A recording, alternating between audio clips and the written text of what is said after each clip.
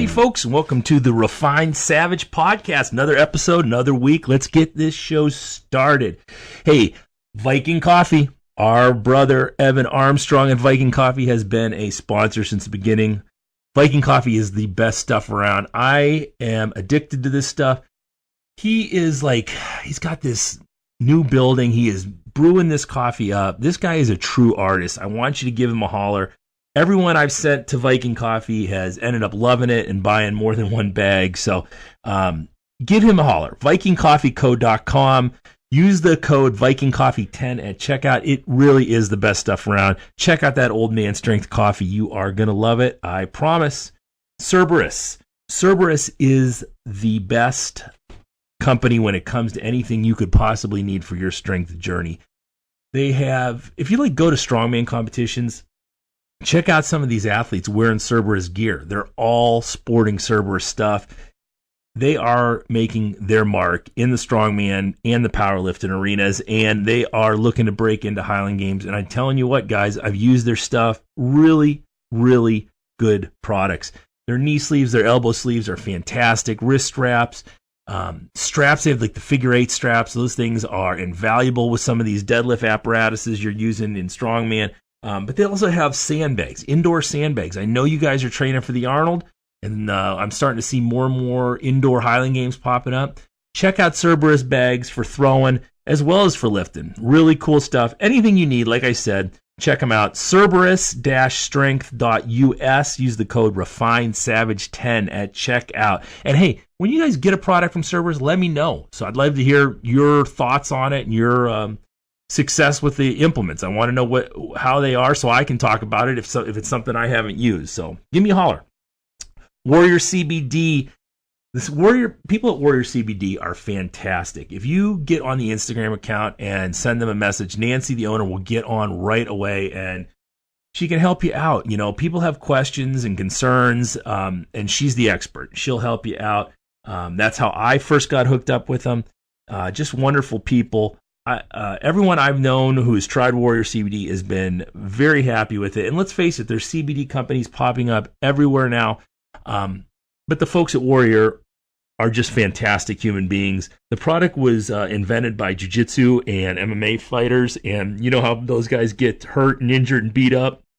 And it's just really good stuff. I highly recommend it. I love the drops, the sublingual drops. I use those pretty much every night. But the muscle rub roll-ons are fantastic. And I have heard fantastic things from my own parents about how the CBD oil works for their dog. If you have a crazy whacked out dog, this stuff will really help them out without all of the, the bad stuff that goes along with giving them drugs. You know, you don't want to have these dogs on any kind of weird drugs that they don't need to be on. A little CBD oil will help them out.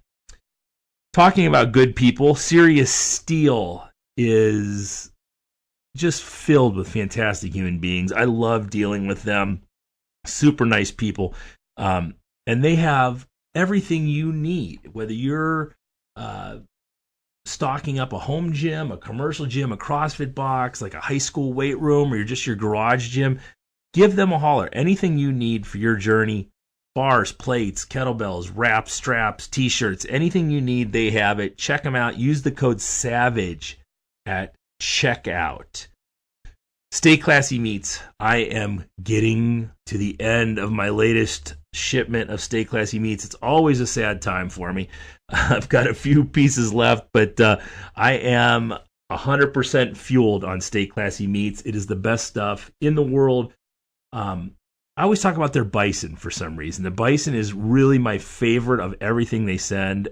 I love everything they've sent me so far, but the bison is just out of this world. I don't know what they're doing out there in Bozeman, Montana, but it seems to be working.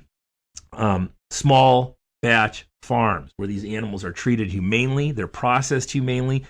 While they're there, they're eating fresh Montana grasses and drinking from fresh Montana streams, and it makes a difference in the way these animals live, and it makes a difference how they taste once they are put to market. Awesome people, awesome food. I highly recommend it. And here's another one. When you guys get a hold of these guys, if you need help putting together a box, give me a holler. If you have suggestions, or if you've tried the box and you've noticed something that I haven't, as far as something that you really liked, give me a holler. I'd love to check it out. So use the code SAVAGE at checkout for 10% off at stayclassymeats.com. Iron and Stone Strength out of the Buffalo, New York area. These guys are running a fantastic gym up there. They've got an event coming up called Festivus, Feats of Strength. It's going to be in December. So check out their Instagram page. And while you're there, get some gear. The gear is wonderful. I've got some t-shirts from them. I love it. I work out in them. They're just nice looking shirts. You know, shirts, hats, t-shirts, sweatshirts. Their stuff goes fast, man. I'm telling you. So when you see a new product jump on, get on them quick to get your own. So check them out on Instagram and check out their gear, and then give them a holler at ironandstonestrength.com. Use the code REFINESAVAGE at checkout for 20% off. Roadie Sport. Justin Roadie, former professional shot putter, 2012 Olympian. He is running a company right out of the Cleveland, Ohio area. He's making the shot put glove, which I highly recommend for you people who are throwing heavy stones and shots, or high volume of anything like that, or if you're throwing in cold weather. The shot put glove will protect those hands. If any of you pulled a finger back throwing the shot put, and if you've thrown correctly over the years, I know you have done that. It is super painful, and it does a lot of damage to your hand. So check out that shot put glove. Really cool product. He also makes some of the coolest closed loop lifting straps around. Really nice leather work. And then check out his Jolly Big Throws Clinic. That's going to be December 21st. Give him a holler at roadiesport.com. And you can also check him out on Instagram at roadiesport. And use the code SAVAGESPORT, all one word, all caps, at checkout for a discount. Finally today, let's talk about Speakeasy Leather. Speakeasy Leather is a nice company. I love these guys. They make some super cool leather goods like wallets, and they're not called change purses. It's like they're like coin holders, really cool stuff, key fobs, knife holders, anything you want like that. Give them a holler. Check them out on Instagram at speakeasyleather.com, and then check out their stuff and see if you got something to order. We'd love to hear from you as well if you've ordered something really cool, and I'd like to check it out and hear about it so I can tell all the fine people. So I've got a really cool wallet from them. I dig it. Very nice stuff. So these ads went on forever today. But anyhow, let's get to the podcast. Today on the show, we have Jeff Sobol. Jeff Sobol is the strength coach at Kent State University here in Ohio. He's got some really innovative stuff he's doing with the people out there. They are in their second season, building a program out there. Really great interview with this guy. Really nice conversation. I can tell we are going to be talking again in the future. It was really good. He's got some really innovative stuff he's doing. Check out that Katana program. I think that sounds really cool.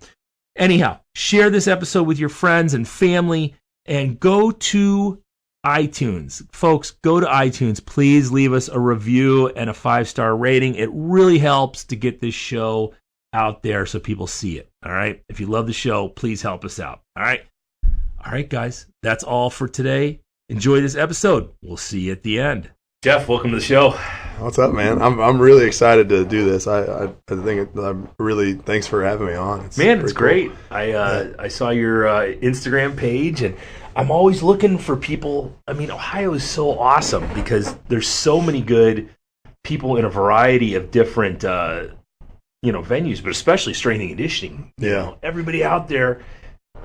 Everyone out there is doing their thing, and everyone's awesome, Yeah, it's like the Mecca. I mean, I really think, because I spent some time at BG. I've been all over the place, but I spent some time at BG, and that's kind of when I really did my first powerlifting meet too, because I was in Ohio, and it's just like the Mecca. I just, the strength sport Mecca, I feel like is just, it's got to be close. If it's not Ohio, it's right around this area. I mean, it's just an awesome area to be around as a strength coach. So. Yeah, people can never figure out why the Arnold Classic's in Ohio.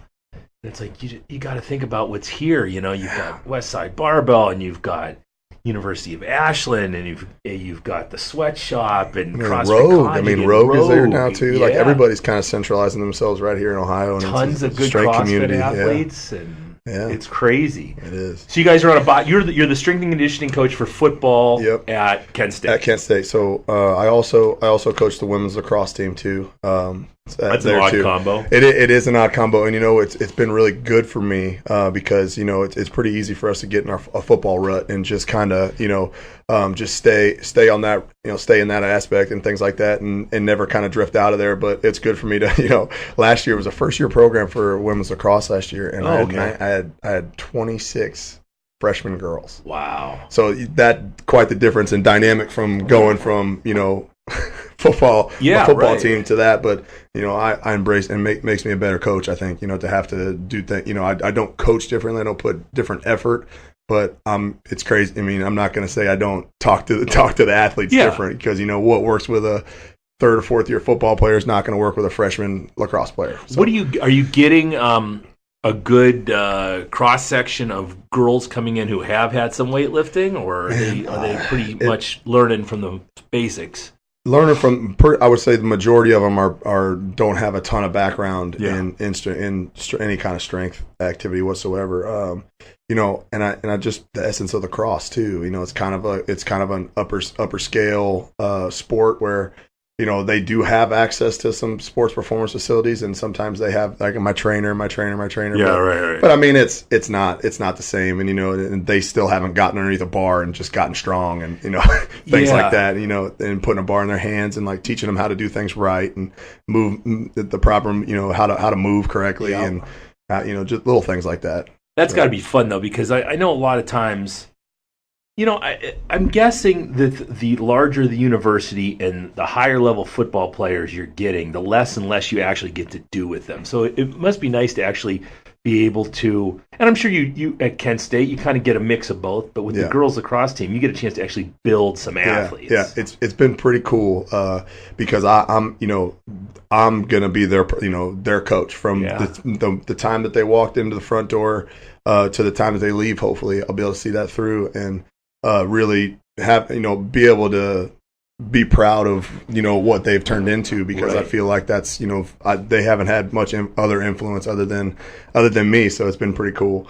Football consumes most of my time and my effort and my and what I take home and when I lay down in bed and stuff like those are the because at the end of the day, how football goes, my job goes. So it's that's what occupies most of my mind and my time, and I don't want to say that I don't care about my lacrosse team, because that's not true at all. But if football loses and I get fired, there's not going to be any lacrosse coaching. They have a vested interest in making sure that football team keeps winning. Exactly. That's the nature of the beast, though, with strength coaches, though, and it's kind of a sad state of affairs that you guys have to kind of come to terms with the fact that you're going to be mobile. Yeah, I mean it's nobody wins forever, and it's pretty cool. It's been a fun lifestyle for my wife and I, and now we have a little one in the mix too. We have a 2-year-old now, so it's a lot different than it used to be, because we were to get 2 years here, 2 years here, 2 years here, and now now we're kind of like, okay, well now we got a little girl too, and she's just gonna have to be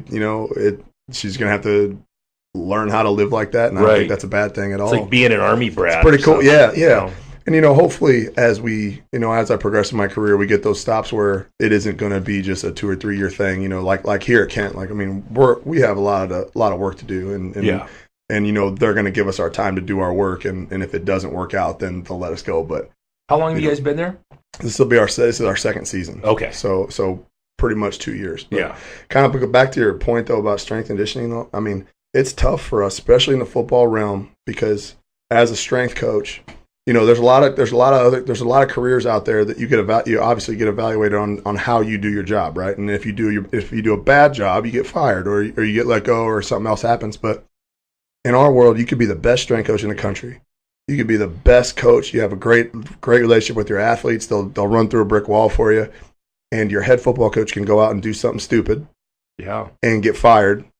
and then you get fired. Yeah. For no reason that has anything to do with how you perform in your job. And nobody keeps the same strength coach. They always bring in their own Exactly. guy. Yeah, especially, and you hit on a little bit, especially upper level, upper tier football programs. Right. As we start getting up, towards the Power 5 and stuff.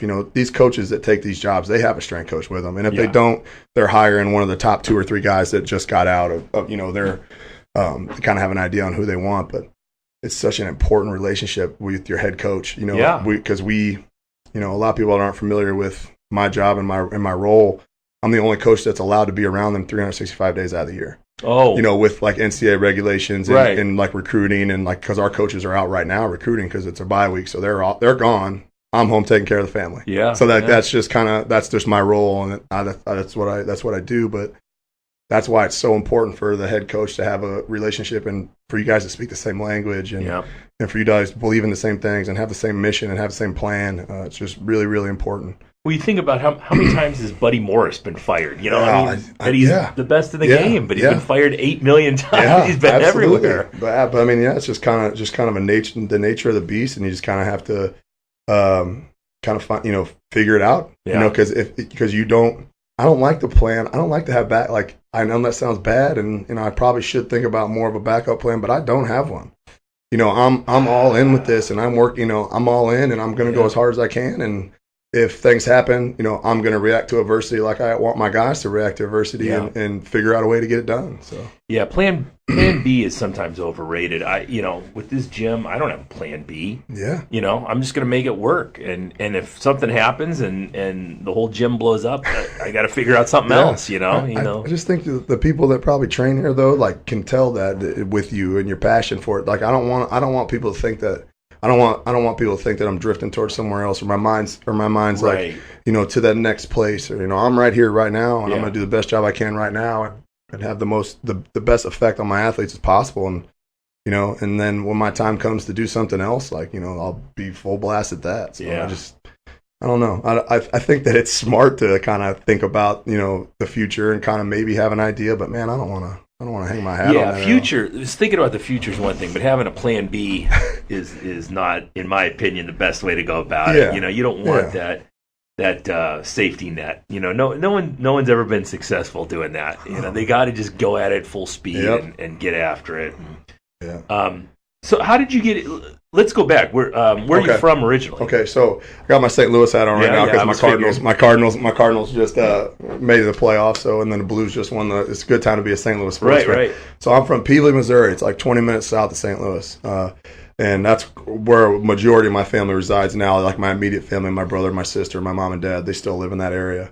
And I went to so I'll just go through the whole road. Yeah, go for it. My dad was a high school football coach and PE teacher, so we moved around. That's a kind of another lifestyle, kind of a transient lifestyle. When I was really young, and I don't remember a couple of the moves we made, but we ended up kind of settling in that area. He took between junior high and high school. He took this. He went to be a GA, a graduate assistant, up in Northern Michigan in the UP. So we went from Missouri to the UP for it was like a year-long vacation. At this point now, we can say that, but. I mean, we moved up there. Left everything that we've ever, all our friends, everything, just for Dad to kind of chase a dream a little bit and go be a GA college football coach. And, he ended up getting offered a position, but then he just made the decision to kind of move back to Missouri, and he was an athletic director at a high school and just kind of went down that path instead of doing that. But, that's looking back on it now, I don't know if I could do that as a dad at this point, move, 3 pretty older kids. My sister was about to start high school. I was a 7th grader. My brother was a 5th grader. That's all tough. Yeah, just to go up there for a year, and I credit my mom a lot to handle that situation and not say hell no, what are you doing? We're not going to the UP. But it's pretty cool now thinking about that they that she trusted him and things like that, and kind of draw some parallels with that. But it was pretty cool going through that, and then we got back and. Just kind of went through high school in Missouri and all that through that, and then I ended up getting a football scholarship to the University of Illinois. So I was I shouldn't say I was the first football player out of my high school, Herculaneum High School in Herculaneum, Missouri. There's about 400 at the time. There's about 400 kids in, so it's pretty, just not a very big place. Yeah. Definitely not a football factory or anything. Didn't, not producing a bunch of D1 kids or anything. Right. But and tying this in with strength and conditioning is the reason why I got those opportunities, because I worked my butt off. Yeah. And that's where I fell in love with the weight room. I fell in love with the process. I fell in love with, I can make myself into whatever I want to make myself into. And obviously I had ability and some size and some things like that some people aren't, just blessed with. But man, I really, that's where I found, like, man, this is awesome. Still didn't know I want to be a strength coach or anything. Sure. Football was always my number one. It's like, I'm going to go be the best football player I can be. And my little brother was always tagging along with me, so it was pretty cool. And there's a pretty funny story. One morning, the weight room, we didn't have the key to the door, but one of the windows was propped open. So we just, now I can say we broke into our high school weight room, but it was that important to us. It was 6:30 in the morning for high school kids. We were pretty motivated. I think everyone, every meathead has that same story, that somehow at one point or another they broke into their high school weight room to work out. I mean, it's like I told back then, it wasn't the pre-workout craze wasn't going, but man, my face was tingling. I had to get in there. Get in there, get it done. Get in there, get it done. But so just I got a full ride scholarship to University of Illinois, and this is kind of where I started having had the first big thing that I had to deal with some adversity. So the coach that I got recruited by, that was there for a year, then he got fired because we were bad, But that whole staff is the one that recruited me. So then a new staff comes in, and being a player in that, sometimes it gets tough, because, I mean, those are all the guys that know everything about you, your family, your background, what your potential could possibly be, just walked out the door. So then there's all these new guys come in, and they have their own process, their own agendas, their own, people that they want to bring in, their own version of what they think a football team should look like, and things like that.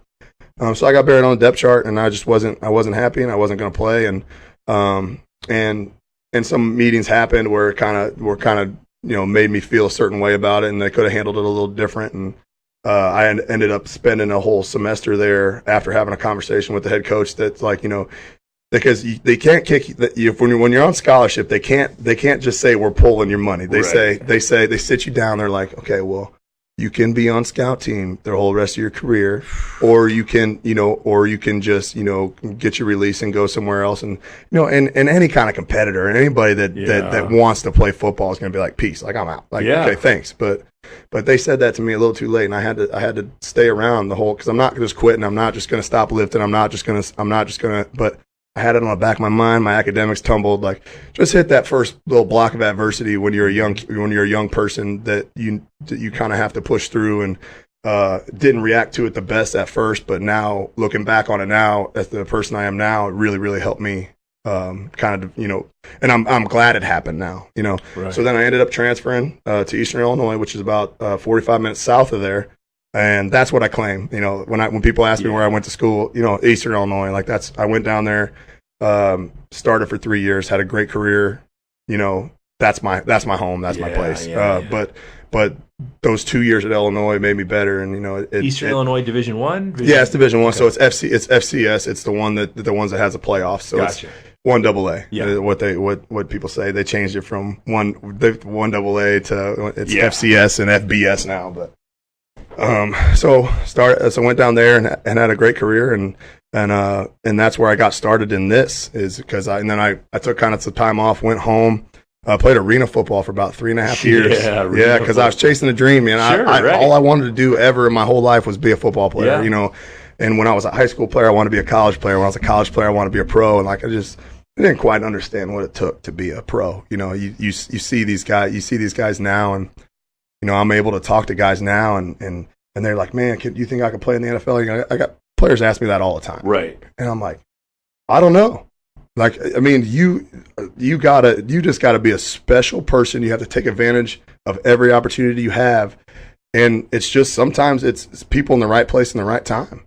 I mean, it really is. And I'm not going to take away from the ability that those people have. I mean, everybody in the NFL is a freak of nature somehow, whether it's a mental, physical, like, at some point in time. I mean, they're different, and they're supposed to be there. But there's a lot of opportunities to be had, and it only takes one. Sometimes you only get one, and I kind of felt that when I was going to tryouts and being in the Arena League for years, like just hoping that somebody would see my film and be like, let's give this guy a chance. I just wanted an opportunity. I just wanted to get to a facility and just work out. That's all I ever wanted. I never got it, but that's a big reason why I hung it up after a while. It's like, man, these $500, $600 a game, like for me bashing my face into the wall and everything. And I love football, but there has to be like I need to start thinking about the next step in my life. Yeah, so. Especially everything we know now about concussions, and CTEs, and all this stuff, and $600 a game. And, oh, dude. So I have such a huge problem with high school football. These kids. Yeah, my son plays, and you just wonder because I mean, when I was playing, I graduated in '92, and I'm sure you've heard this scenario all the time. But it was like I remember getting knocked unconscious and giving how many fingers I got up, and getting back up, shaking it off, your head's just fucking throbbing. And they didn't know what concussion, evaluations were. And there was, and by the time I was going through, at least they had like a week thing where if you got a concussion, and the thing is, we didn't know. It was all self-diagnosed, right? Because, nobody was telling you had a concussion unless you got knocked out. First of all, you go to the hospital. Yeah. Yeah, it's like you're woozy and you're walking around, you're sensitive to light, and, your head hurts. Like, all right, that's, whatever. That's just after a football game. That's just one of those things for me. But so I got, it's funny that you said that. So I'm in Sioux Falls, South Dakota, playing with the Chicago Slaughter. It's a football team. Yeah. And I'm in Sioux Falls, South Dakota. It's my last game I ever played. I was up there, and I had just told when I say recently, told my wife this like 4 or 5 years ago, because she made me talk. She made me promise to her when I was playing arena, because we were dating, and she was like, if you ever get one more real bad concussion, will you promise me that you'll be done? Yeah. And I'm like, yeah, I can promise you that. I think I feel the same way. Like, if I get one really bad one, and I'm just like, man, because you remember them, but you don't. Right. Like when you're really concussed, like you can go back and watch film of yourself playing, and it's creepy. Yeah. Your body's in cruise control mode. You're not there. Yeah. Like but like I'm so programmed. Put my hand on the ground, rush the passer. Put my hand on the ground, rush the passer. Like, and you watch yourself go through that. It's like, man, that's creepy. Like you're just a body just with you have no idea what you're doing. Zombie mode. Yeah. And it's pretty crazy. But so I'm in Sioux Falls, South Dakota. I had to play linebacker this game. Steve McMichaels, one of the '85 Bears, is my coach. Mongo McMichaels is my coach. And I'm in the locker room. So I got I said I should say I delivered the blow, which is a lot cooler to say, right? Yeah, right. Yeah. Right. But so I was a linebacker and I blitzed. In arena ball, you have to raise your hand when you blitz. Okay. Because it's just part of it. They have to know who's blitz, because you pretty much blitz every play. Gotcha. So I never played linebacker. We were short a guy. We were short one of our linebackers and stuff. So I'm on the way up there. I'm looking at the playbook, just kind of like looking like, oh shit. I guess I'll just blitz. Blitz every play and hopefully I blow people up. So I blitz and I blast this guy and I get up and I'm like, okay, I don't know where the hell I don't know what the hell's going on right now. Like I'm messed up. Yeah. And it was right before half. So I go in, everybody's like tapping me, like, yeah, you play, and McMichael's like, oh yeah, so will you go let a lick on that guy? I'm like, man, oh cool. But I went and sat down and I was in like that world where you're like, whoa, like this is not okay. I know this does not feel right. Right. And I have the assistant coaches coming up to me and they're like, it's Sobol, like you're good, like you're done. Yeah. Like you don't do that, you don't need to play anymore. Like this is good. Like you just we don't get paid enough for this shit. Like, you're good. And then Mongo comes up to me and he's like, oh yeah, I can't remember the exact words that he said to me, but he's like something about, go put a cold towel on your head and chill and then get back out there. I'm just like, I'm done. Yeah. That was my time. That was my moment. Such a fucking retard this day because I know, but that was my time. Yeah. That was my moment where I was like, man, I love this game, but what am I doing right now? I'm sitting in Sioux Falls, South Dakota, in a locker room floor right now, messed up. Yeah. And I have a guy trying to convince me to go back out there, and I'm just like, man, I'm good. I'm done. Mongo McMichael, one of the worst professional wrestlers ever.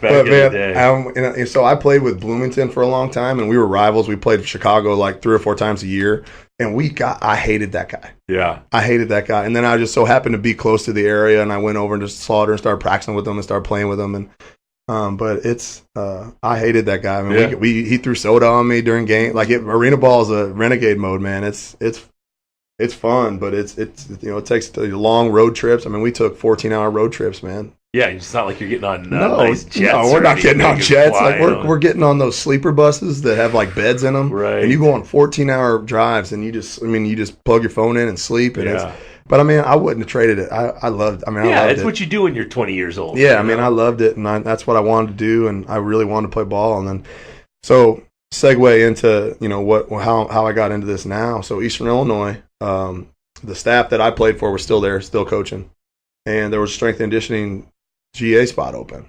And if you're familiar with the strength and conditioning world, a lot of times you have to start with volunteer internships. Like you just have to embrace the fact that you're not going to get paid for a while, and if you do get paid, it's going to be, I mean, nothing. Like maybe enough to get a couple meals, every once in a while. But I mean, it's not anything that you're gonna make any money in right off the bat, no matter what your degree is, no matter what your certification is, no matter what.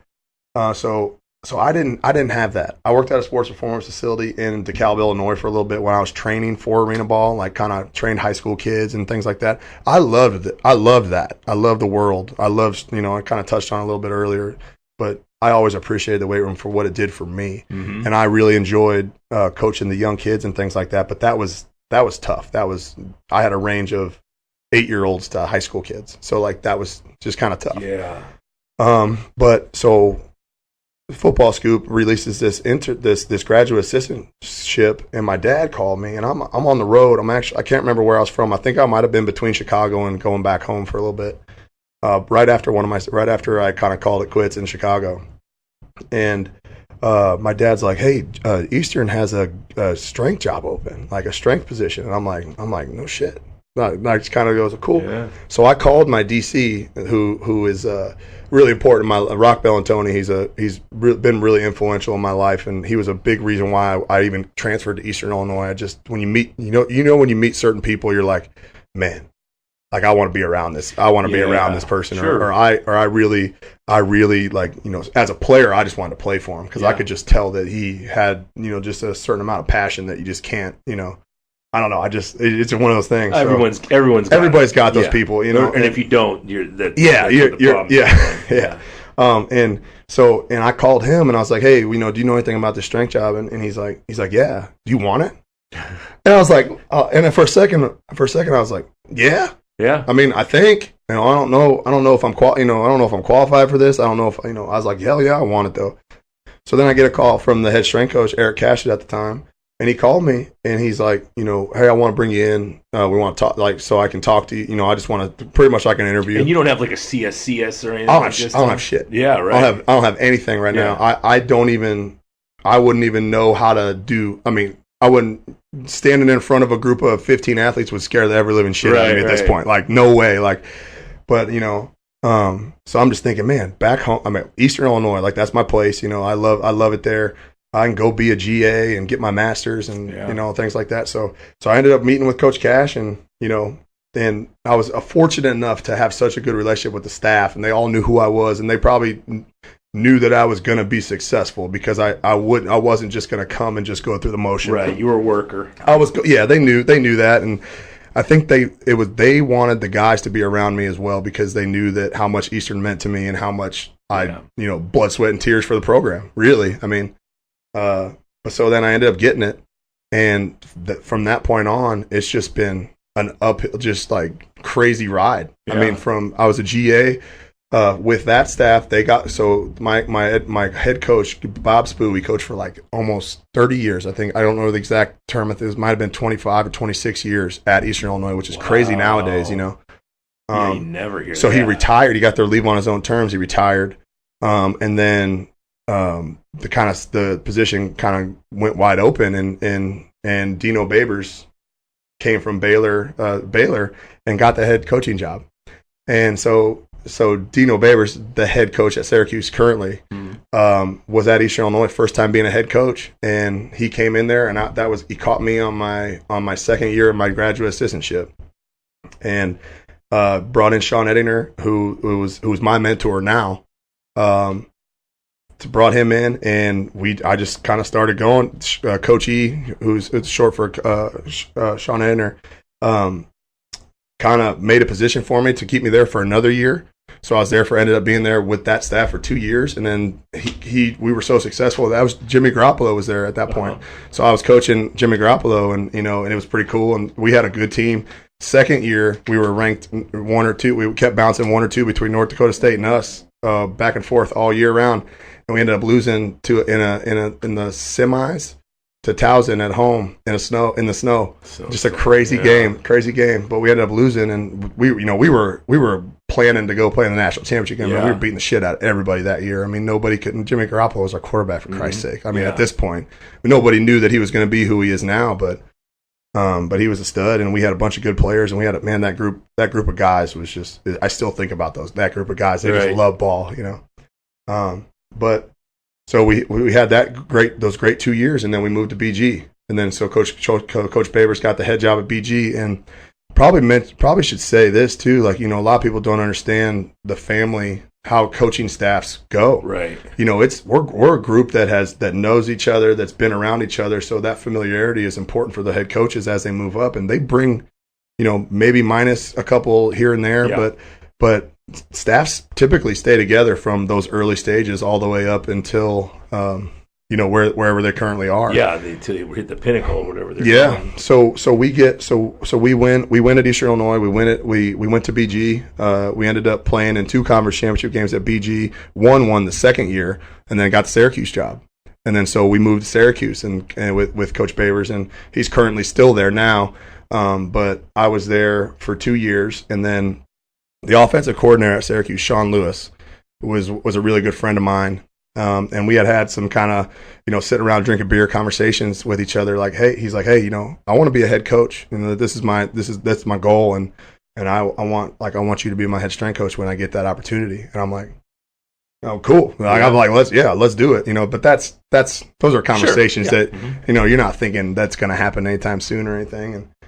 So we're sitting pretty comfortable in a really good position at Syracuse, developing our guys and doing all those things right. And Coach Sean Lewis called me one night and said, "Hey, how do you feel about Kent, Ohio? I'm going to apply for this job. I'm going to go pretty hard at it. Are you down?" I'm like, "Hell yeah." Yeah. But my wife and I are sitting there at night looking at that text like shit, oh my God, we just got comfortable with our mortgage. We just, we're just kind of settling down a little bit. Sloan's, we're finally starting to get used to being parents, and things are starting to slow down a little bit. And then and it's like, oh man, let's do it. We're not scared of it by any means, but it's whatever. And that's how it happened. And it moved fast, and he got it. And he's like, hey, I'm I got it, and it's time to go. So we moved to Kent, Ohio. And that's that's just really the story in a nutshell, and how I am where I am now. And that's he'll win there, and he'll end up getting the the Notre Dame job, and then see you, and that's where we are. But it's really cool, Coach. So a cool thing about this relationship and my relationship with him is he goes all the way back to Eastern Illinois with me. Mm-hmm. So we've been together for 8 seasons. Yeah. We're only I'm 33. He's 33. He's the youngest. At 33. He is the youngest FBS coach, right? By 2 or 3 years, I think. I don't know if Oklahoma guy Lincoln Riley. I don't know if he's in his 30s still too. I don't think he's quite 40 or something. But we're young. We for us to be this young and be together for as long as we have been, it's pretty special. Yeah. And I wouldn't move my girls for somebody that I didn't believe in and think that was going to get it done, because.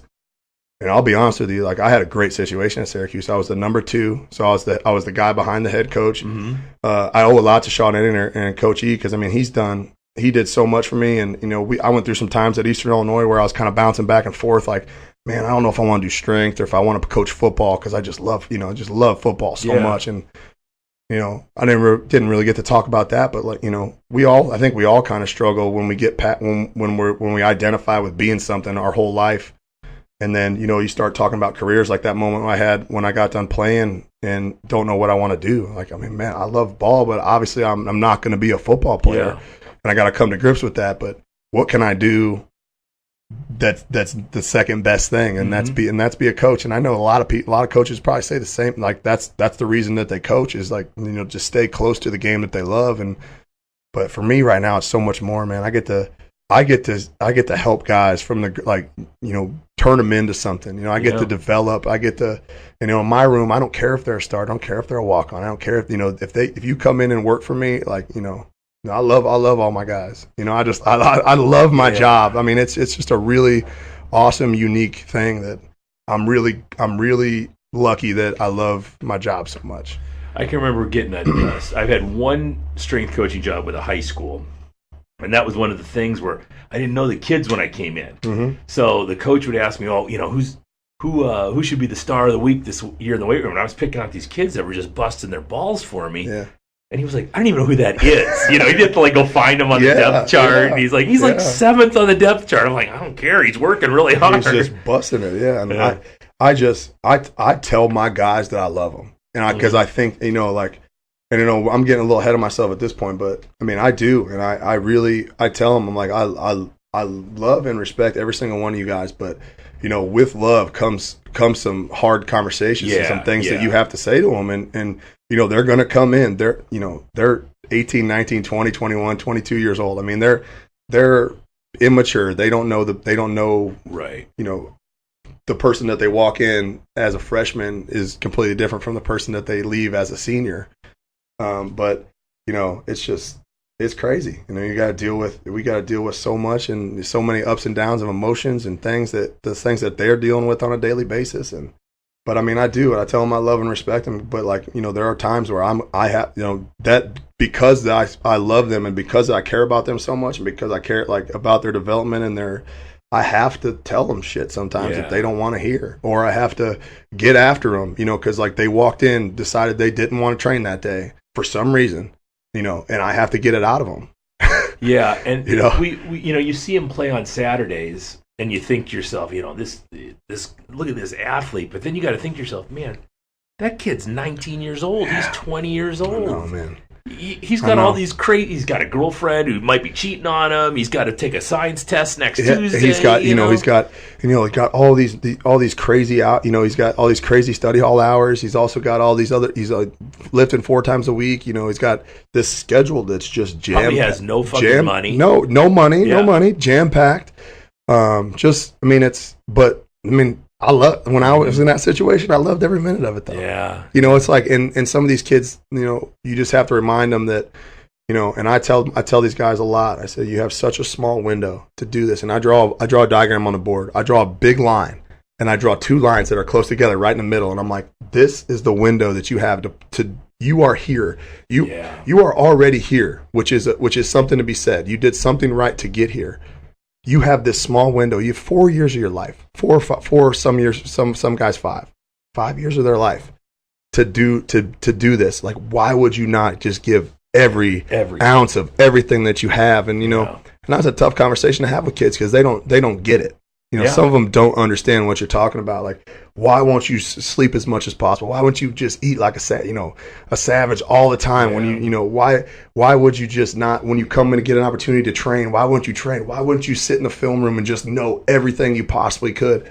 But that's just part of what we have to teach them how to do. Yeah, kids don't have any concept of time, and I can remember. When I was playing high school football, I got recruited by all the teams in the MAC and Michigan State. But after going to a couple meetings, I was like, I'm 5'11". I'm not going to play nose tackle for Michigan State. This is ridiculous. So, I knew going into my senior season that this wasn't going to happen. So I can remember that last football game as a high school kid and just sitting under the goalpost like, I've been doing this for 7 years, and I'll never do this again, It was crazy, and it wasn't even like I was a track guy. I loved throwing the shot and discus, but that's cool. It was still, this is something I did for 7 years, and it's done now. And it was like the first, before graduation, it was the first inkling of, this is time, and it's fatal, and it leaves you quickly. And this is something you've done for this huge amount of time, and you put so much time and work into it, and boom, that fourth quarter goes and it's done. Yeah, and you'll never do it again.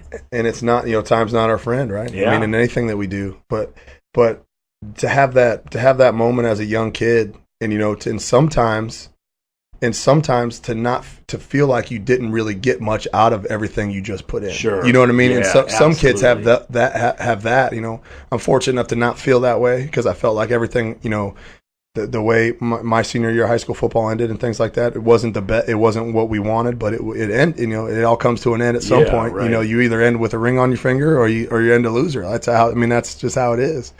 But I mean, it's that moment, I think if football ever meant anything to you, and just hearing you talk about it, it's pretty cool. Like, just think that you remember that feeling, and you remember sitting there. And I remember walking around the field with my guys after the last high school football game, thinking like, man, I knew that I was going to be playing, right? Which is easier for me. But I think about my guys. I think about my friends at home still to this day. That when I go home, it doesn't take us 20 minutes to be back together to start talking about high school football shit. Yeah, because you're going on to play still, but your buddy Joe might be a tool and die maker next year. And just from war every Friday night. Yeah, I mean, and I'm from where I'm from too. It's just blue collar as hell, and everybody works their ass off, and but like still, like I get home still now, and it doesn't take us long. Yeah. We put a beer in front of us or something, and we're sitting around talking, and it's just like, man, if so and so would have caught this pass like back in there. Your Uncle Rico, and then we just get down this path, but like in the moment, you're kind of like, oh man, this is kind of cheesy and corny. But like when you leave there, you're like, man,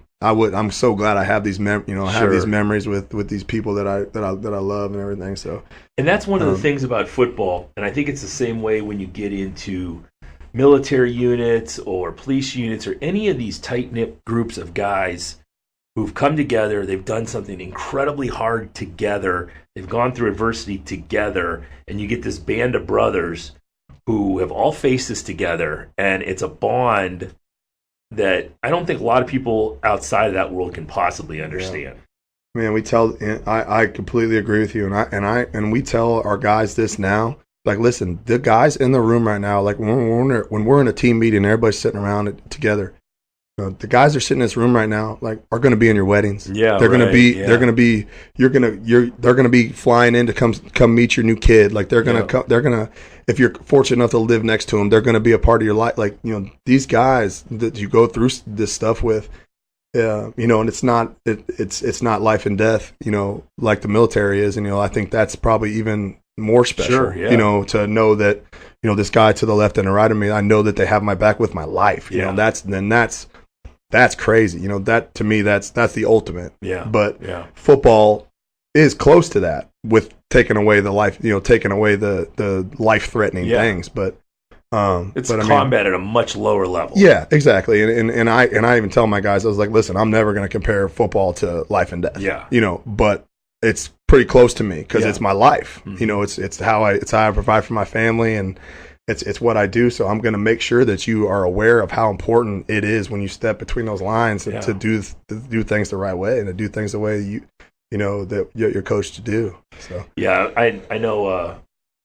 Being on the Highland Games circuit, I had 3 or 4 really good buddies, and when I got married, my wife had like 150 people on her side of the church, and on the other side I had like my family and my 3 or 4 buddies from the Highland Games circuit who I just spent the last 17 years traveling all over the place with and throwing. So how often did you travel? How often is a Highland Games like? So I was traveling, when I was on the pro circuit and really getting after it, my first games every year would be usually Loch Norman, and that was like the second week of April, and we would go till Richmond, which was Halloween weekend. Wow. So you were either every weekend or every other weekend in a different city. Man, it was great, man. But you made a lot of money, and you got to, it was getting paid to go on a road trip with your buddies every weekend. Yeah, and then do awesome shit. Like in front of huge crowds. They're in.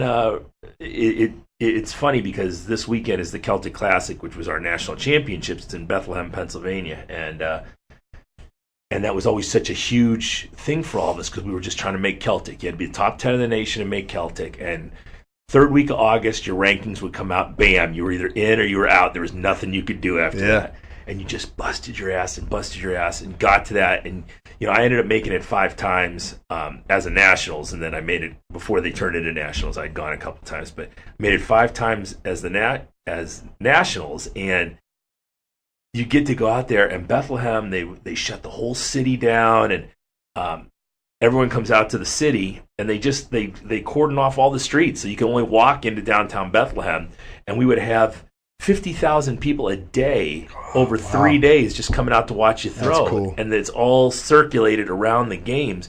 And this weekend is the Celtic Classic in Bethlehem. So everyone's all my old buddies. I posted one yesterday, me throwing the caver there. My one buddy, Kerry, won it in 2008. He posted a video of him throwing. So all his guys are lamenting that. That's awesome. It was my last year throwing. I was dating my wife, and I knew we were going to Key West, Florida in 2 months, and I wanted to propose to her in Mallory Square, and I said, fuck, I got to come in here and throw really far in order to make enough money to buy her a wedding ring. Hey, that's some motivators right there. And I ended up placing really high for me, and get enough money together, and it was like, all right, now what kind of ring can I buy with this cash? It was a motivator, That's awesome.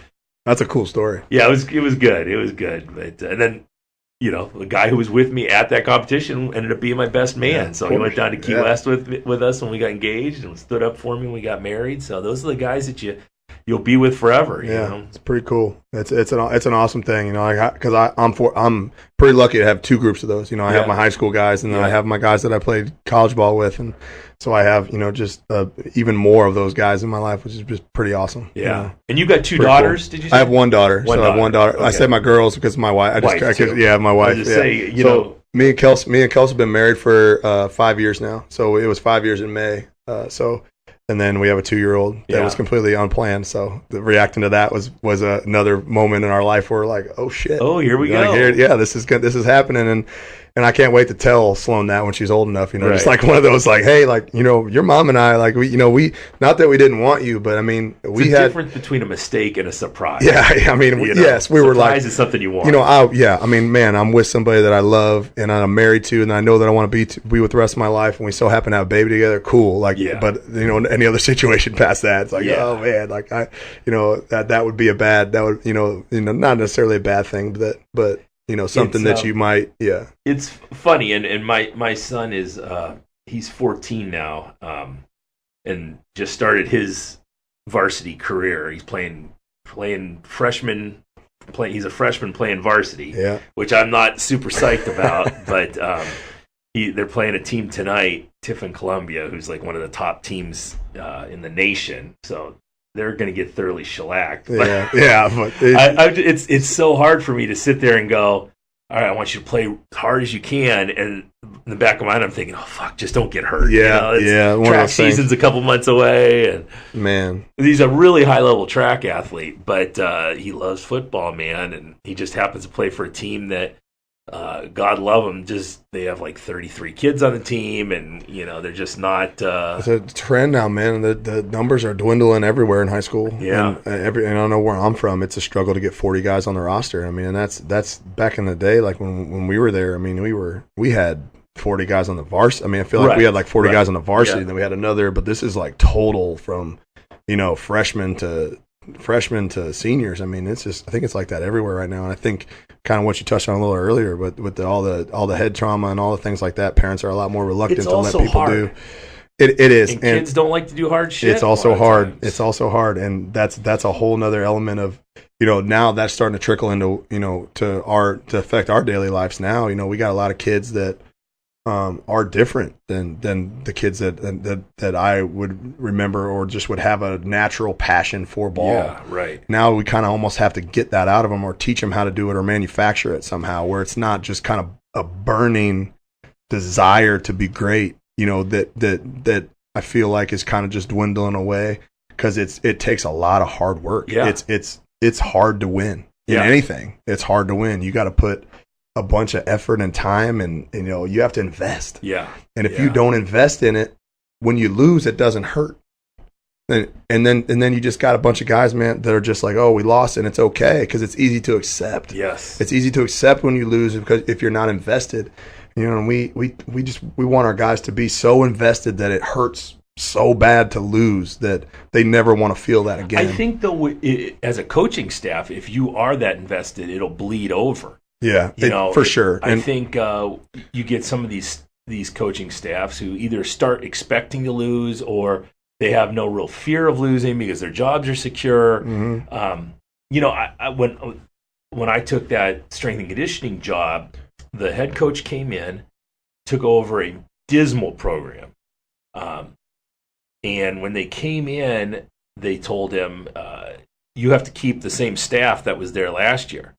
So they fired the head coach, who was like having an affair with the secretary or something. Yeah, something crazy. Yeah. But he had to take all this losing staff with him who had gotten to this complacency and this expecting to lose. So I was the only guy he was allowed to hire, and he had to do it secretly through the booster club. And they all hated me. Yeah. And here he's like coming to me to talk to me about problems he's having. I don't really know football that well. Mm-hmm. You know what I mean? I played in high school. Yeah. Yeah. So I'm like his sounding board. And so he decides, he's going to turn this program around. He's got these guys, coaching football and then working another extra. So like working like 7 hours a day during the summer. Well, they didn't like that at all. Ended up turning on him, getting him fired. Yeah. And it was just like, and he came to me afterwards. He's like, it's just hard to find guys that want to win, especially if they're not your guys, Man, and so that was difficult. And when he got fired, it was funny because, like you talked about, you're in charge when they can't talk to him. Well, all these guys were vying for his job, and the athletic director came to me and said, do you have any interest in being the head football coach? And I go, no. Why would I want to do that? I don't know anything about football. And he goes, great, you're interim football coach till we find somebody. Like, here you go. Okay. I'll do this job. I'll rock this. But I mean, that's so that's a perfect segue into what we're dealing with at Kent State right now. So I don't know if you're familiar with Kent State football at all. No. The history. I mean, they've only been to 3 bowl games the entire life of Kent State football, all the way back to, I don't know when it started. Yeah. But it's been pretty bad there, and they haven't had a winning season in a ton of time. I mean, the stats, I don't know them well enough to say because I don't care. Right. Like, I don't I don't want to know that. Mm-hmm. But it's been really bad. And we walked into a program with a lot of guys that almost just kind of lost their, I don't know what to say, and just kind of lost their will almost to do things a certain way, or and it's been awesome, and I think the main thing that we've focused on is just building a culture, and establishing and how important establishing a culture is, because we know that the way we do things works because it's worked everywhere we've been. And we can have that confidence knowing that we know, how to do things the right way. And we know that if we do establish this the right way, that it's going to get back on the right foot. But I mean, year one, last year, we won 2 games. And we were in a lot of tight games. We lost 2 games at home by 1 point. Yeah. To the school down the road too, which is Akron, which we don't say Akron. It's just the school down the road because there's we're stadium to stadium, 15 minutes, 20 minutes apart. But we lost. We have a wagon wheel trophy that goes back and forth that means a lot to us, and we lost that in the last second, kind of really hurtful, really tough way to lose, and then we lost to Ohio at home for a year. But so these kids are going through all this, and we come in and we say this is our way, this is our way, this is our way, and then we win 2 games last year. But it's such a process where those guys that that are starting to believe and starting to do things right, still don't have the results to prove it, but we know we're getting better, and we know that, we're 2-2 right now. We just had a huge blowout win against BG at home, which our guys have never beaten a conference team 62-20. Shit. I mean, we beat the hell out of them. I mean, it was just from snap one to the finish. I mean, it was us. I mean, we just did, put all 3 phases together and did a great job, and was really proud of our guys. And they needed that moment. They needed that moment of, okay, all this stuff we've been doing, all this stuff the coaches have been preaching because we haven't strayed from our message. Right. And I think that's important as, when you're talking to people, when you're talking to a population and you really truly believe in a way, in something that you're doing, you can't stray. Right. And I think that's especially with the kids, and especially, we have to keep telling them the same things and keep saying the same message and say, I promise you, like, do it right, like, put your chin to your chest and keep working, and I promise you, you're gonna get what you want. And we're finally, we're at a good place right now. Year 2, you're going into game 5, where we could still get everything we want, and I really. I hate saying hope, because I don't hope that it goes, because it's either going to go that way or it's not. We're either going to be prepared or we're not going to be prepared. But I mean, I'm really excited really excited to see these guys kind of finally feel what we're talking about. Yeah. And I've been telling them, like, all the last 2 summers and things. When my season's in the summer, as a strength coach, we make our money in the summertime. We have 12-week summers where we train 4 days a week. We run. It's just, we're getting ready for fall camp.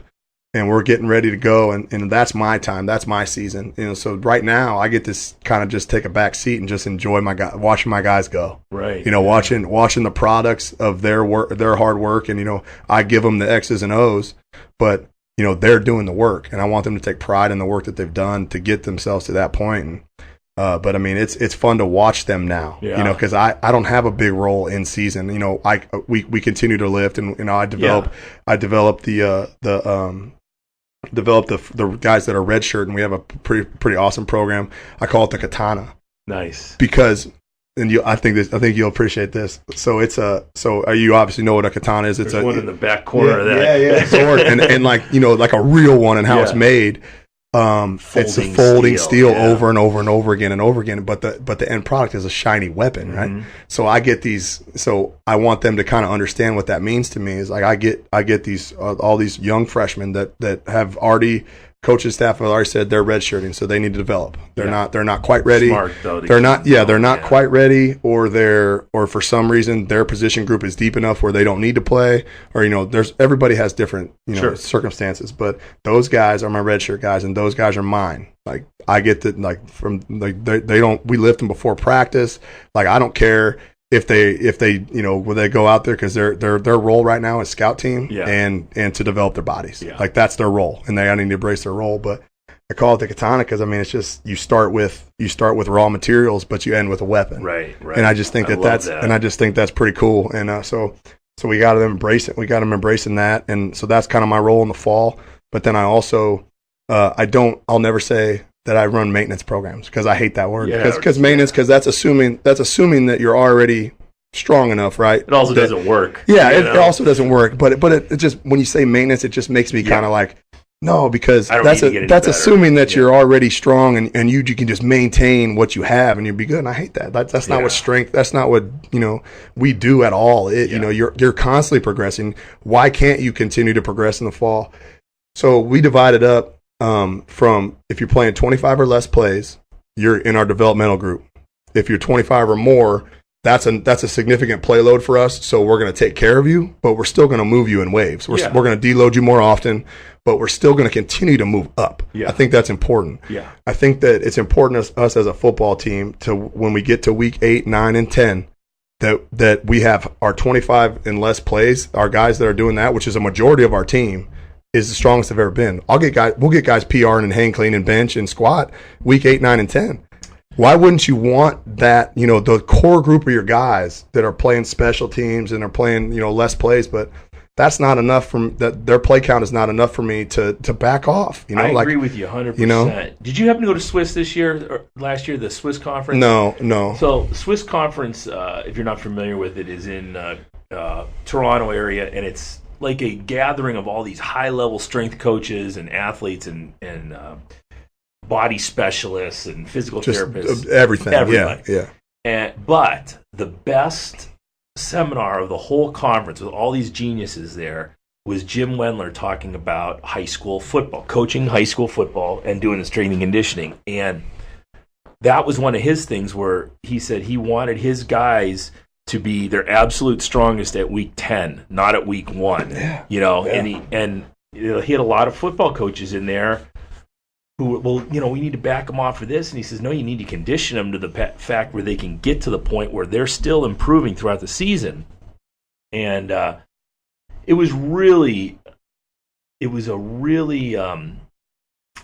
like a breath of fresh air to hear that, you know. As a strength guy, As a too, strength you're just guy, like, man, that makes yes. a lot of sense. You know, And they went from he's at I think it's New London. yeah, that's where, yeah, And they went from being horrible to making the state playoffs 2 years in a row, and he's quick to say it isn't me. You know, I'm here with the coach too, who's doing all things for sure, right. yeah. But you know, he was talking about it was really good because it kind of gave me some validation in the way I work with young athletes, and he was talking about how basic their program is. As soon as you said Jim Wendler in high school, I know exactly what you're talking about because I've listened to multiple talks about him talking about high school, and I love it. Yeah, I love everything about it because I mean, and I didn't want to interrupt you, no, but go like ahead.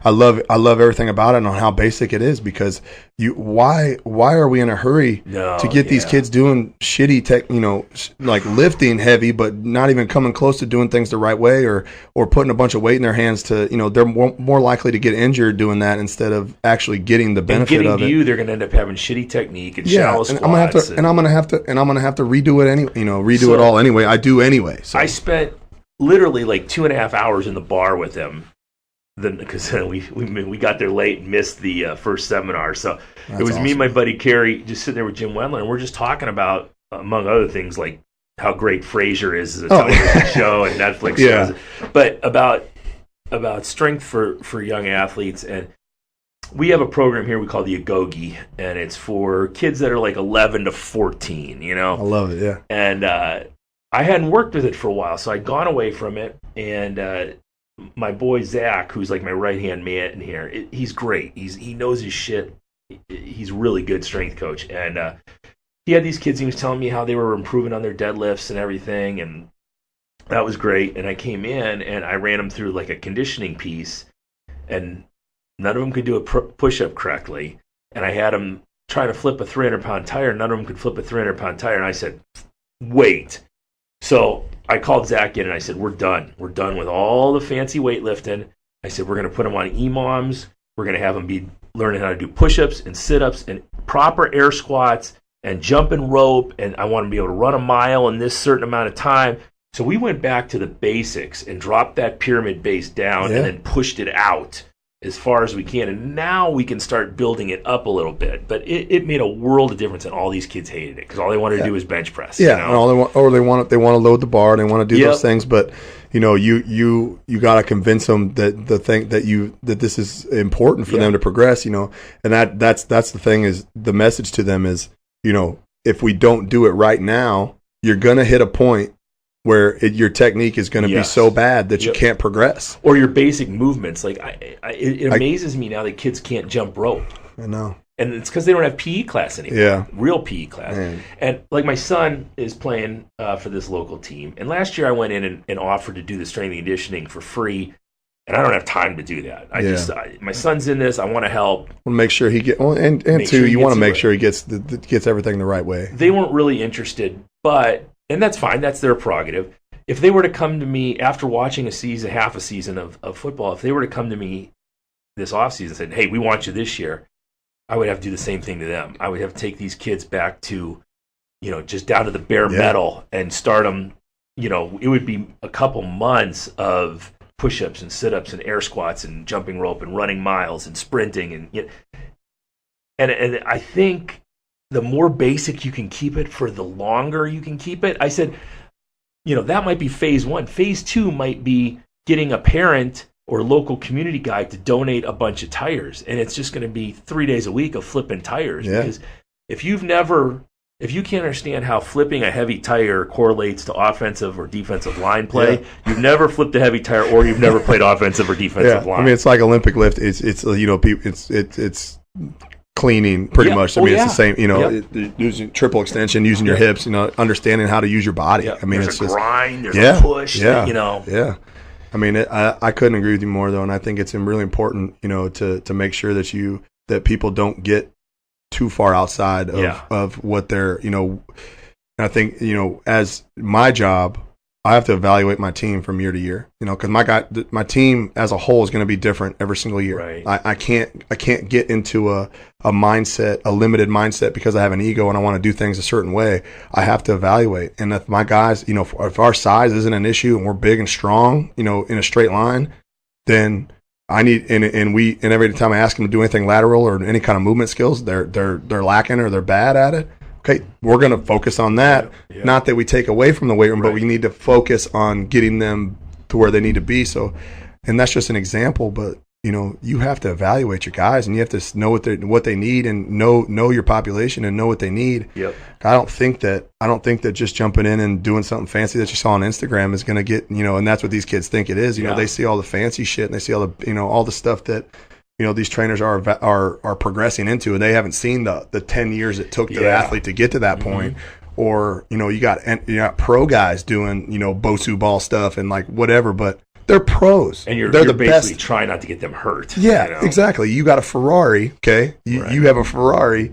Don't mess it up. Yeah. Don't put the wrong gas in it.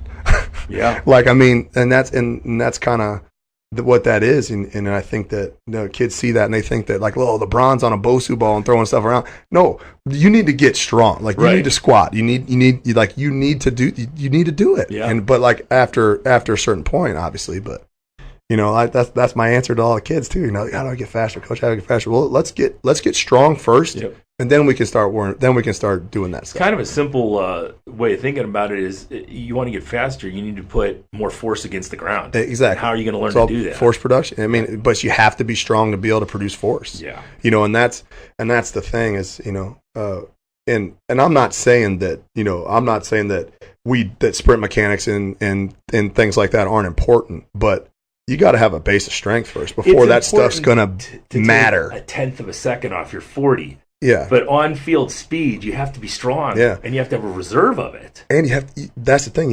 It's not just about one time. You have to do it over and over and over and over. And you have to be strong and resilient. And that's why we don't have to, as strength coaches, we don't have to beg our guys, and we don't have to correlate what the weight room does for them on the field. It's football. Mm-hmm. They know that the bigger, stronger, faster that they are, the least likely they are to get hurt, and the better their performance is going to be. Right. That's always number one, right? Injury prevention is our number one thing. Like if any strength coach tells you that it's not, then they're lying, because we do all this stuff to keep them healthy. Yeah. Like, because football is a violent game. Yeah. And if we don't put, a certain amount of mass on them, and if we don't protect their joints with muscle, and we don't do all these things, they're going to get hurt. Putting a suit of armor on them. Exactly. Yeah. We look at it as armor. I mean, it is. And it's just making sure they have enough of that to get them through the season. Wrestlers are another ones that you never have to convince that they need to get stronger. Be conditioned. Yeah. You don't have to, when you're doing, as a wrestling coach, when you're doing all those crazy, that I see our wrestling coach do in the field house, like when they're doing all this crazy stuff with a 45-pound plate and just completely destroying the guys. Yeah. But nobody's complaining about it because they know that it correlates. Did you know Kyle Cannell when he was there? I saw that you had him on, but I didn't know him. I saw his story, like his. Holy shit! Story. It's amazing, yeah. And I knew that was our first year that we were there. And I saw him beat the Ohio State kid and all that stuff. And I grew up wrestling. My dad got us into wrestling when we were little. Yeah. My brother stayed with it through high school. I played basketball. Just changed. It's the same season, but I've always loved wrestling, and I thank my dad for that. And I think that's really important. Like, I think that's talk about a sport that's amazing for young kids to do. Back into it, because I do jiu-jitsu now, and I'm trying to find someone who is an older guy who wants to teach me more wrestling. Help my jiu-jitsu. That's pretty cool. I just want to do it. I've got awesome mats out here. We'll stretch them out. Let's do some wrestling. That's cool. I think it's important for kids. And I think that the mindset above anything is the most important thing for kids, because the guys who stick with wrestling are just animals. Yeah. And that's, what better way to teach a young kid how to do things right? Because it's all on them. Yeah.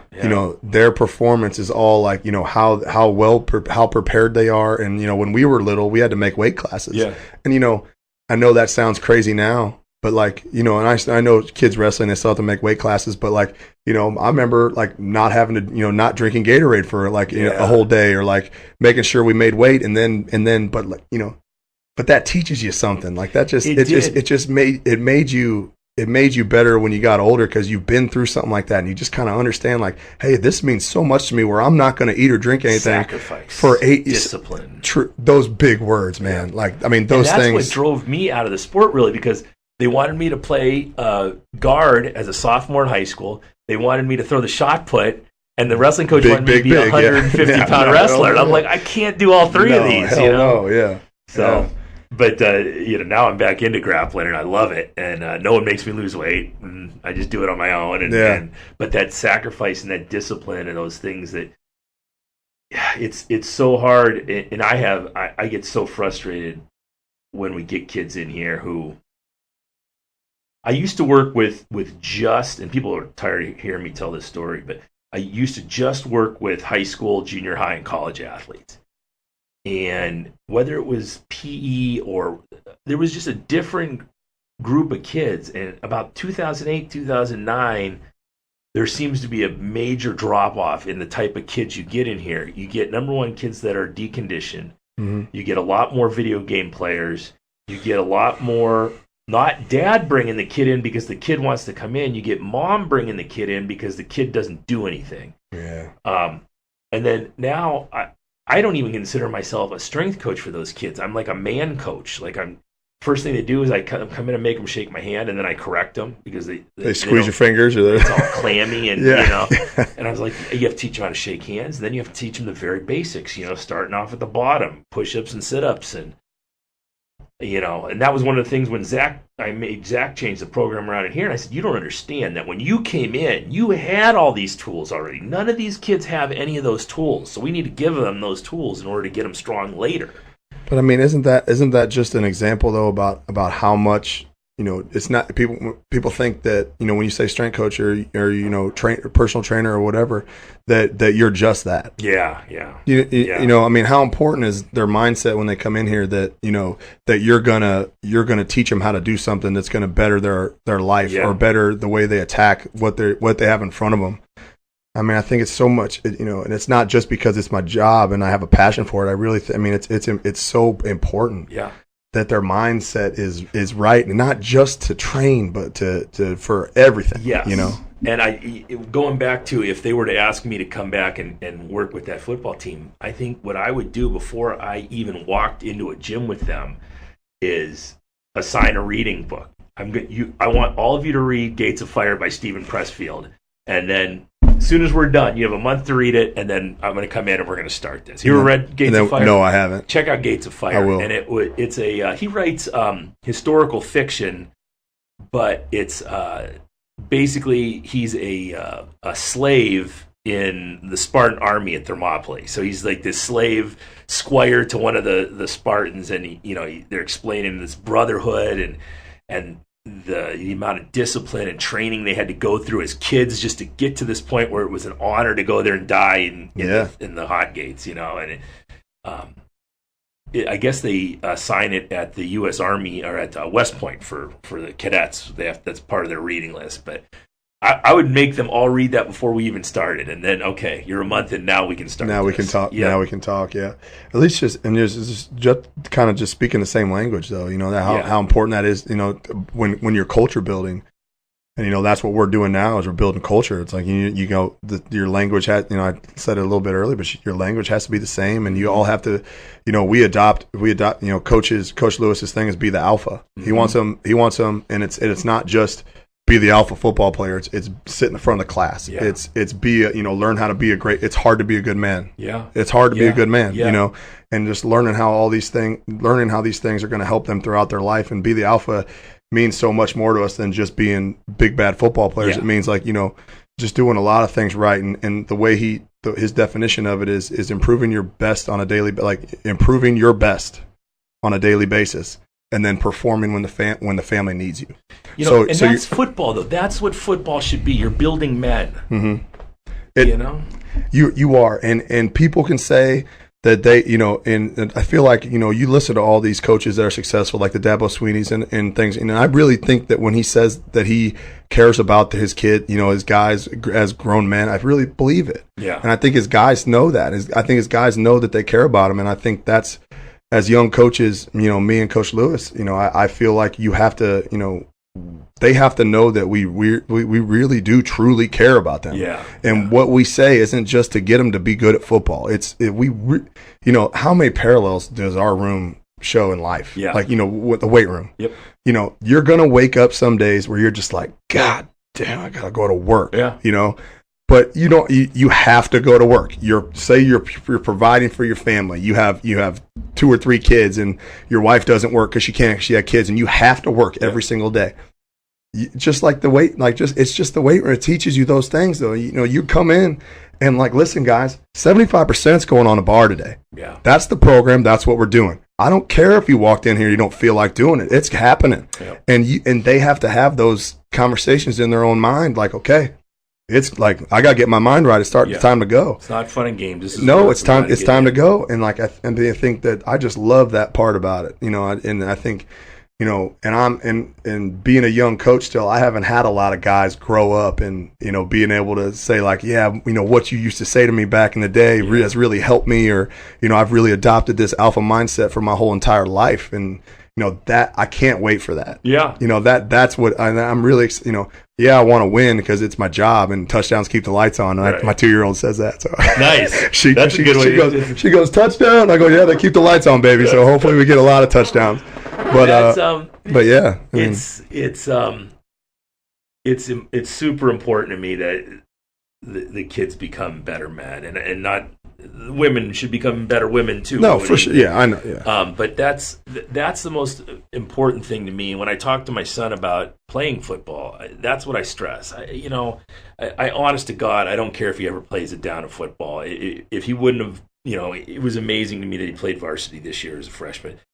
But if he didn't play his entire 4 years, as long as he learned the lessons that come along with it, and how to, I had to run 4 miles this morning, and I had to run 4 miles because I programmed myself to run 4 miles this morning. Yeah, nobody's making you do it. If you woke up and like, man, I really don't feel like, excuses are dangerous, because once you listen to them.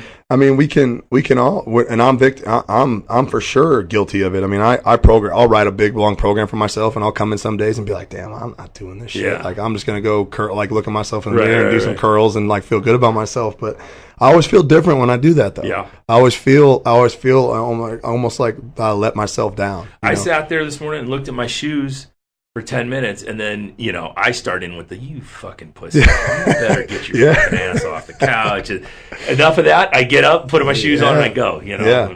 That's at some point in time, you made a decision to be that, to be that person. And I think that's, and I really hope that my guys, down the road, when they get into those situations, especially my Katana guys that have been through, just so we give them a pretty hard program, and they lift on Sundays, which is their big squat day. They lift Tuesday before practice, Thursday before practice, and we get them up at Friday at 6 a.m. to have our nothing to do with exercise science day. Yeah, everything to do with, we're going to test at some point in time today. You're going to be tested, and you're going to have a conversation with yourself whether or not you think you can do it or think you can finish. I like it. Because if we don't put those guys in those situations, when they get in those situations on the field, they're not going to know how to react. So are you doing conditioning type stuff with them? So we do a little bit of everything. Yeah. So we have our staple ones that we have named. We have ones called Stairway to Heaven. Yeah. Where we do step ups from 25 pounds all the way up to 80s, and they go up to 80. They do 10 on each leg, all the way up to 80, back down to 25. Woo!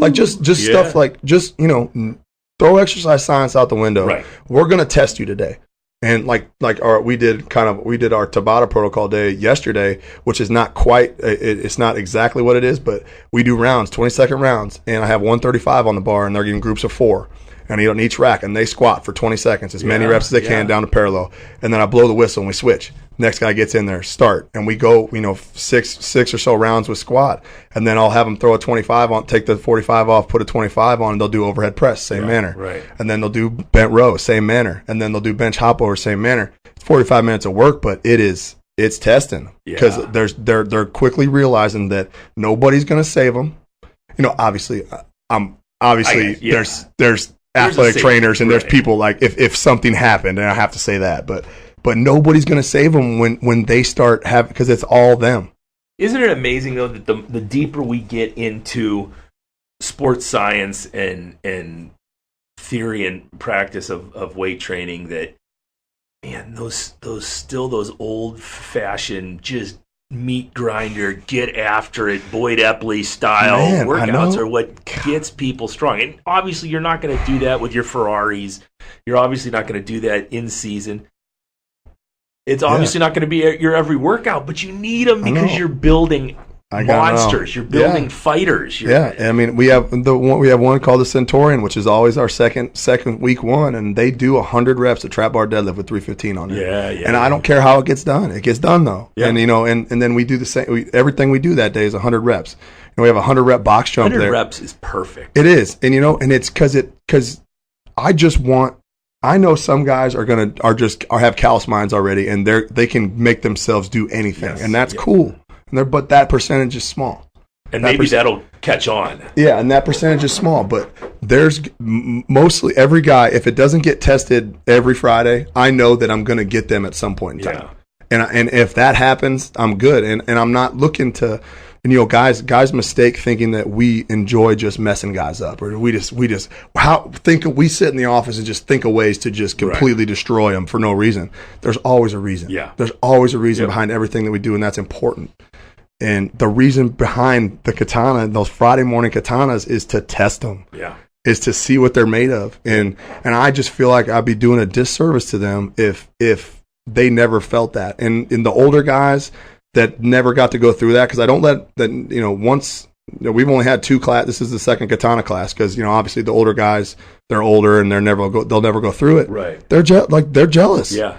And that means that, and I'm glad, and that makes me feel good that they wish they had that when they were younger. They wish they would have had somebody putting them in those positions when they were young, so that would shape the next 4 years of their life. I'm a firm believer in that stuff. I enjoy pushing the boundaries of what strength and conditioning is, as far as, do you need to have a 3-minute break between sets in order to be strong? Or if we condition you to the point where you only need 45 seconds between sets, is that good? I love doing heavy Metcons. So Metcons, it might go 20 minutes, but we're not using some little weight on the bar. We're using like 70% of your max. You've got to push for a long time, and you're dying, and there's benefit to that. There's benefit to that for young kids. There's benefit for old guys like me.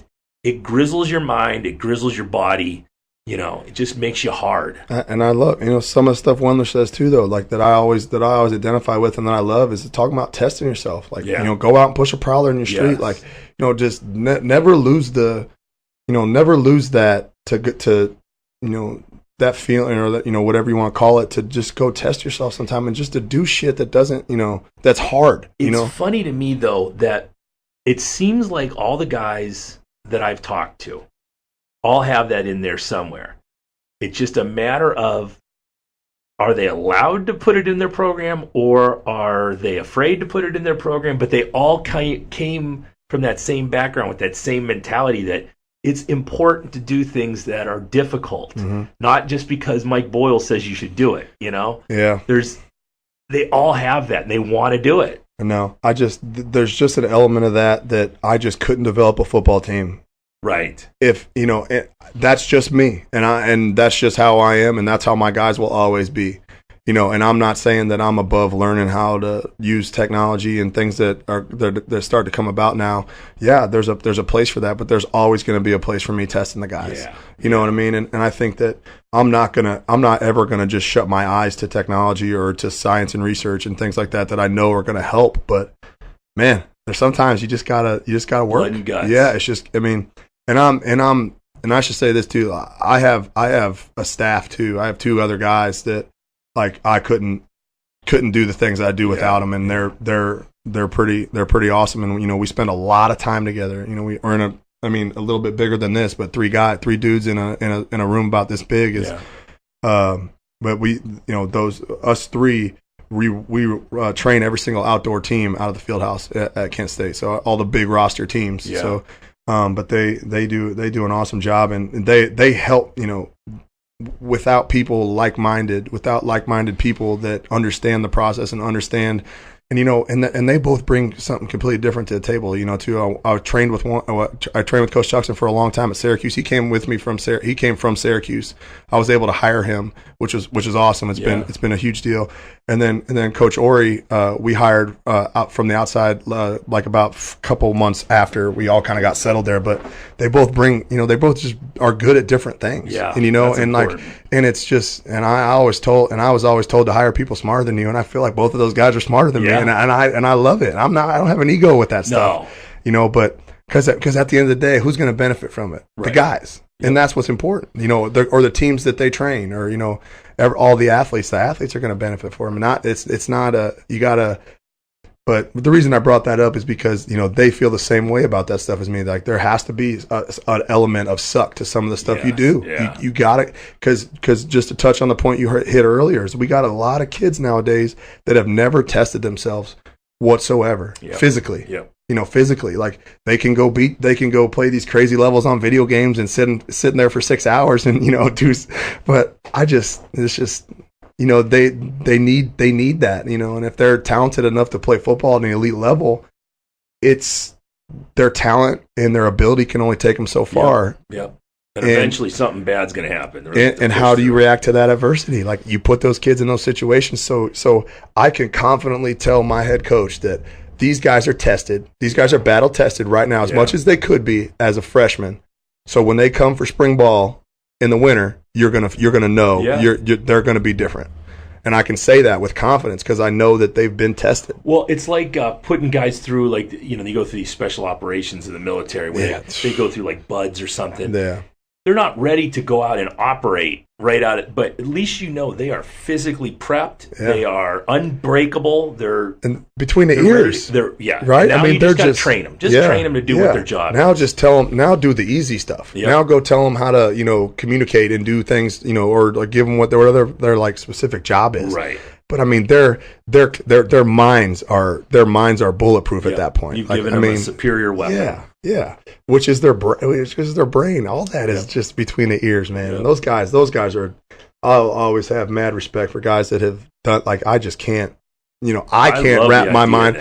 I just can't wrap my mind around being in a situation like that where, you got guys that can go run however many miles and just not phase, but something along that in that week is going to break them. Yep. Yeah. Is going to break them, and they're going to have a decision where it's really easy to go ring that bell and quit. Yep. Or it's just I'm just going to fight through it. Yep. And I've got a guy coming in tomorrow morning who was on SEAL Team 10, and he's 6'4". I just want to know how the fuck he made it through, like being 6'4" and 215, and how he made it through. That stuff interests me, how hard can you be? How much can you take, and and I don't have any crazy stories of adversity that I've been through, fortunately, in my life, I've worked for everything that I have, right. But I don't have a crazy story, and and I know those things are coming, but I'm going to be ready for them because I feel like I'm, been through enough stuff where I know myself, and thank God for lifting weights because it makes me, I'm a different person. I got to train this morning, so I like it. I got the deadlift this morning, so I'm different when I go home when I lift. It's important to me, I dig it. I think it's important lessons. So who do you guys have next week? So we're off now, which is a good thing because we get to heal up and we go up to Wisconsin with another. They're top 10 in the country right now. They're big time, and and this is our last big game. When I say big game, I mean Power 5 game. Yeah. We've already played